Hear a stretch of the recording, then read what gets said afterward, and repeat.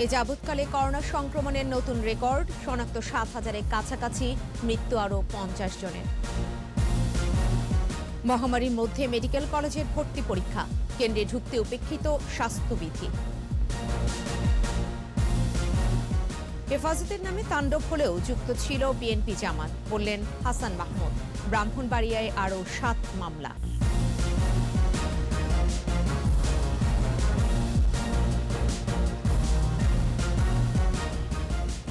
এতক্ষণ শুনছিলেন first security ইসলামী bank limited সংবাদ শিরোনাম। প্রত্যেককে আমন্ত্রণ জানাচ্ছি রাত ৯টার ২১ সংবাদে, সাথে থাকছে আমি ফেরদৌসী আহমেদ। দর্শক, ২১ টেলিভিশনের সংবাদ একই সাথে সরাসরি দেখতে পাবেন আমাদের ফেসবুক পেজ www.facebook.com/2124 অনলাইনে। প্রতিদিনের রেকর্ড ভাঙছে করোনা রোগীর সংখ্যা। গত ২৪ ঘন্টায় সংক্রমিত শনাক্ত হয়েছে ৬,৮৩০ জন, আর মারা গেছেন ৫০ জন। এই সময়ে নমুনা পরীক্ষা হয়েছে ২৯,৩৩৯টি। পরীক্ষার বিপরীতে শনাক্তের হার ২৩.28%। রিপোর্টে বাকিটা জানাচ্ছেন মোহাম্মদ নুরুন নবী। করোনা পরিস্থিতির অবনতি হচ্ছে প্রতিদিন। গত ২৪ ঘন্টায় দেশে ২২৬টি আরটিপিসিআর ল্যাবে ৩০,২৯৩টি নমুনা সংগৃহীত হয়েছিল। পরীক্ষায় পাওয়া তথ্যমতে নতুন করোনা রোগী শনাক্ত হয়েছে ৬,৮৩০ জন। শনাক্তের হার ২৩.28%। এই সময়ে করোনা সংক্রমণে মারা গেছে ৫০ জন। মৃত্যুর হার ১.৪৭%, আর সুস্থ হবার হার হল ৮৭.৬৪%। তথ্য বিশ্লেষণে দেখা যাচ্ছে, চলতি বছরের জানুয়ারিতে করোনা শনাক্ত ছিল ২১,৬২৯ জন, ফেব্রুয়ারিতে ১১,০৭৭ জন, আর মার্চে এই সংখ্যা পৌঁছে ৬৫,০৭৯ জনে। প্রথম ২ মাসের চেয়ে দ্বিগুণ সংখ্যক করোনা রোগী শনাক্ত হয় মার্চ মাসে। মোহাম্মদ নুরুন নবী, ২১ টেলিভিশন, ঢাকা। করোনা মহামারীর মাঝেই হয়ে গেল মেডিকেল কলেজের ভর্তি পরীক্ষা। চিকিৎসক হতে আগ্রহীদের কেন্দ্রে ঢুকতে ছিল না শারীরিক দূরত্ব মানার বালাই। নিষেধাজ্ঞার পরও কেন্দ্রের বাইরে অভিভাবকদের ভিড় সামলাতে হিমশিম খেতে হয় পুলিশকে। প্রায় ১.১ লাখ পরীক্ষার্থীর মধ্যে রাজধানীতেই ছিল ৪৭,০০০। দীপু শিকদারের রিপোর্ট। রাজধানীতে সংক্রমণের উচ্চ হার, তাই নির্দিষ্ট সময়ের বেশ আগেই পরীক্ষার্থীদের কেন্দ্রে আসার নির্দেশনা ছিল। তারপরও পরীক্ষা কেন্দ্রে ঢুকতে শারীরিক দূরত্বের ধার যে কেউ ধারছেন না, এই চিত্রই তা বলে দেয়। মেডিকেলে ভর্তি পরীক্ষা দিতে আসা শিক্ষার্থীরা প্রায় গায়ে গা ঘেঁষেই প্রবেশ করেছে কেন্দ্রে। প্রস্তুতির থেকে আসলে একটি ভয় তো থেকেই যাচ্ছে, কোভিডের কারণে কোনো সোশ্যাল ডিস্টেন্স নাই, তো পুরোটা একটা মেসাগার হয়েছে। পরীক্ষা কেন্দ্রের আশপাশে পরীক্ষার্থী ছাড়া আর অন্য কাউকে জমায়েত না হওয়ার অনুরোধ জানিয়েছিল প্রশাসন। তারপরও কে শোনে কার কথা? পরীক্ষার্থীরা যখন পরীক্ষা দিচ্ছে তখন বাইরে অভিভাবকদের গা ছাড়া ভাব।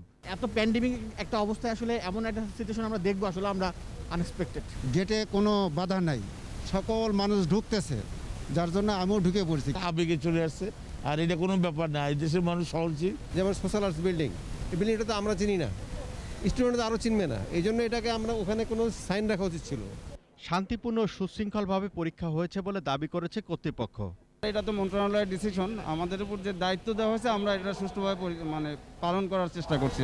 পুলিশ জানায়, অভিভাবকরাই সামাজিক দূরত্বের বিষয়ে উদাসীন। অভিভাবকরা একটু সমস্যা করছে যে তারা এই স্টুডেন্টদের সাথে সামনে চলে আসার চেষ্টা করছে, তো আমরা যতটা সম্ভব সর্বোচ্চ চেষ্টা করছি আমাদের ফোর্স দিয়ে তাদেরকে বুঝে দূরে সরিয়ে রাখতে।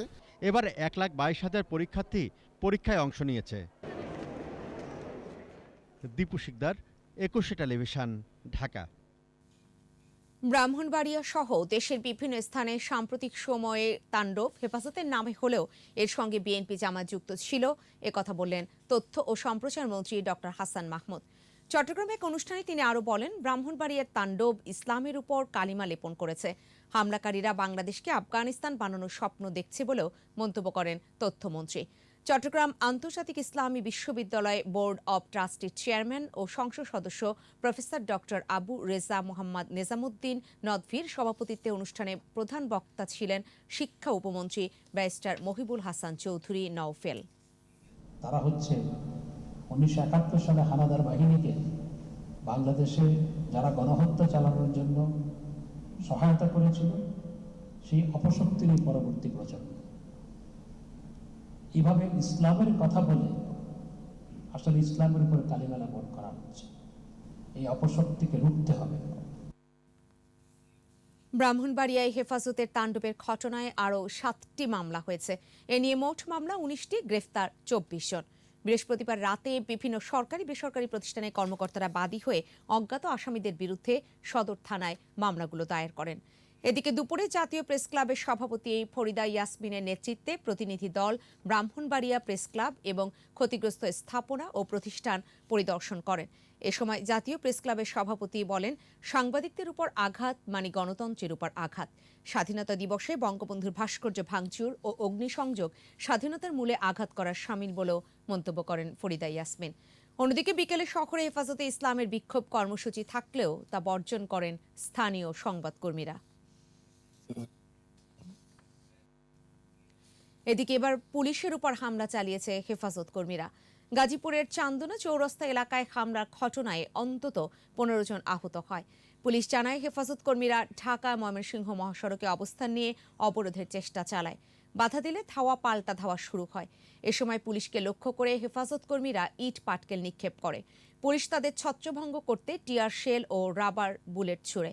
এতে পুলিশ সহ 15 জন আহত হন।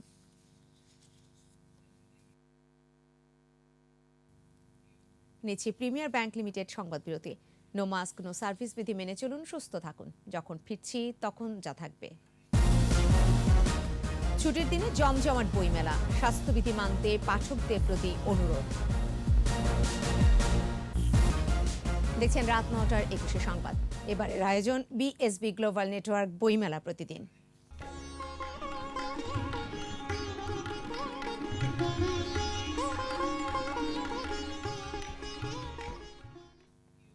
ছুটির বিকেলে জমে ওঠে অমর একুশে গ্রন্থমেলা।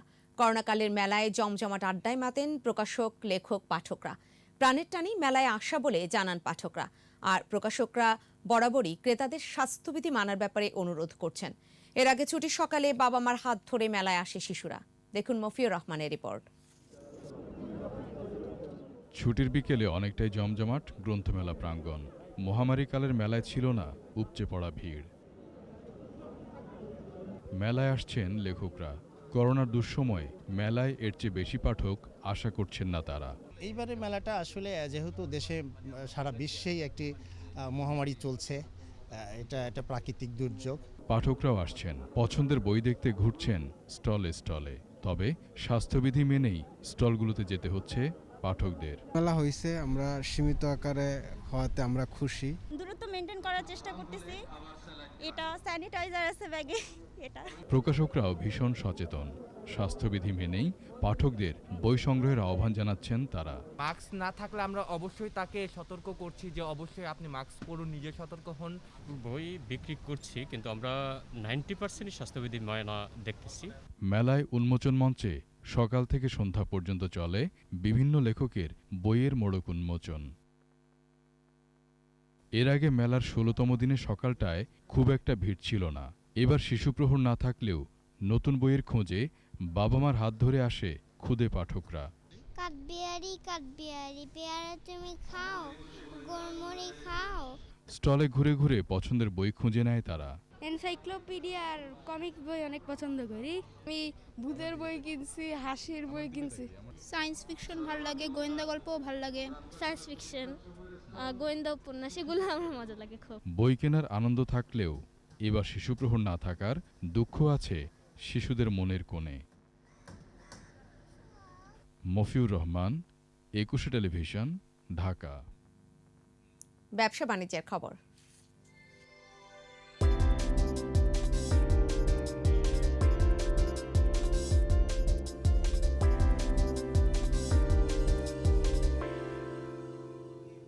ভোজ্য তেল, চিনি সহ বেশ কিছু পণ্যের দাম রমজানের আগেই বেড়েছে এক দফা। এর জন্য আন্তর্জাতিক বাজার দায়ী বলে জানিয়েছেন ব্যবসায়ীরা। মৌসুমি ফলের সরবরাহ প্রচুর, তবে দাম এখনো চড়া। মেহেদী হাসানের রিপোর্ট। ইফতার ও সেহরিতে একটু ভালো খাবার খেতে চান রোজাদাররা, আর এই সুযোগে আগেই বেড়েছে ডাল, ছোলা, ভোজ্য তেল ও চিনির দাম। ব্যবসায়ীদের দাবি, আন্তর্জাতিক বাজারেই এসব পণ্যের দাম চড়া। চিনির দাম আর তেলের দাম, এই দুইটা জিনিসের দামই বাড়ছে।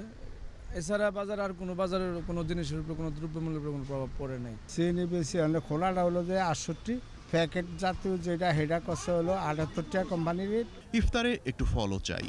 খেজুর, আপেল, আঙ্গুরের পাশাপাশি তরমুজ, বাঙ্গির মতো মৌসুমী ফলের সরবরাহ প্রচুর, কিন্তু এসবের দামও চড়া। মাসখানিকের মধ্যে যেরকম দাম আছে ওই রকম দামই আছে, আর আশা করা যায় এবার খেজুরের দাম বাড়বে না। একটা বাঙ্গি পরে মনে করেন যে 80 টাকা 100 টাকা, আর তরমুজ হলো আপনার 30 টাকা কেজি। 400 টাকা তো অবশ্যই খাওয়া যাবে না, কারণ যারা নিম্ন স্তরের এরা তো কেনার সামর্থ্য নাই। তবে সংযমের মাসে বাজার নিয়ন্ত্রণে থাকবে এমনটাই প্রত্যাশা সাধারণ মানুষের। এক শ্রেণী ব্যবসায়িক আছে যারা রমজান মানে তাদের মুনাফা। সরকার বাজার যদি নিয়ন্ত্রণে আনতে পারতো তাহলে আমরা যারা রোজা রাখি এভাবে ভালোভাবে চলতে পারতাম আর কি। এদিকে শীত শেষ হলেও এবার টমেটো, বেগুন, শসার মতো সবজির দাম এখনো অনেক কম। সবজি মোটামুটি আগের দামে এখানে আছে, বাড়ানো। বেগুনের দাম হচ্ছে 30 টাকা, শসাও 30 টাকা, লেবু আছে 60 টাকা 80 টাকা হালি। ব্রয়লার মুরগির দাম বেড়েছে শবে বরাতের আগেই। তবে গরু, খাসির মাংস এবং সব ধরনের মাছের দাম আছে আগের মতোই। 150 থেকে 60 টাকা। মাঝখান দিয়ে সবরাতের আগে দাম বেশি ছিল, অনেক বেশি। মেহেদী হাসান, 21 টেলিভিশন, ঢাকা। শেষ করব রাত 9টার 21 সংবাদ। যাবার আগে ফার্স্ট সিকিউরিটি ইসলামী ব্যাংক লিমিটেড সংবাদ শিরোনামগুলো জানিয়ে দিব আরও একবার। এই যাবৎকালে করোনা সংক্রমণের নতুন রেকর্ড, শনাক্ত 7,000-এর কাছাকাছি, মৃত্যু আরও 50 জনের। মহামারীর মধ্যে মেডিকেল কলেজের ভর্তি পরীক্ষা, কেন্দ্রে ঢুকতে উপেক্ষিত স্বাস্থ্যবিধি। হেফাজতের নামে তাণ্ডব হলেও যুক্ত ছিল বিএনপি জামাত, বললেন হাসান মাহমুদ। ব্রাহ্মণবাড়িয়ায় আরও 7 মামলা।